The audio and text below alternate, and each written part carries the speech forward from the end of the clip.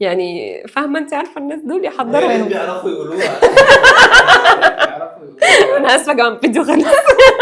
بناء على رغبة المشاهدين، بناء على طلباتك من الليله انا بره.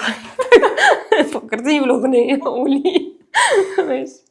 ايه الكونتنت او المحتوى اللي يخلي الناس تستناني كل يوم؟ انه يكون طبيعي وحقيقي، يعني هتقعدي بقى تفيكي وتقولي حاجات مش موجوده عندك وتدعي حاجات وتعيشي الناس ان انا كل يوم على البحر وانا كل يوم والله قاعده هنا يا جماعه بكتب حاجات هنا عشان اخلصها. وكل خليكي طبيعيه، خليكي حقيقيه، قولي الحقيقه. فكل ما الكونتنت كان شبهك وقريب منك، لو انت خصوصا لو بتعملي بيرسونال براندنج، كل ما الناس حبت الكاركتر دي وحبت الشخصيه وحبت المحتوى وكملت معاكي. طب كبراند، كل ما الكونتنت كان قريب للتارجت اودينس كل ما راح فايرال.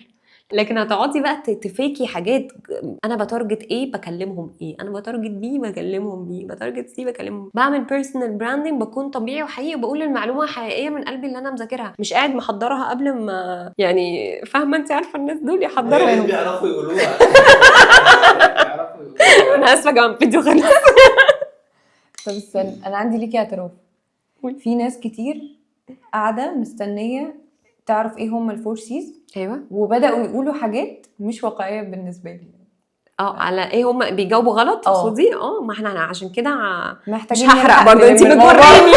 مش هحرق دلوقتي، انا خايفه على الماركت بس. قريب هنلحق الماركت.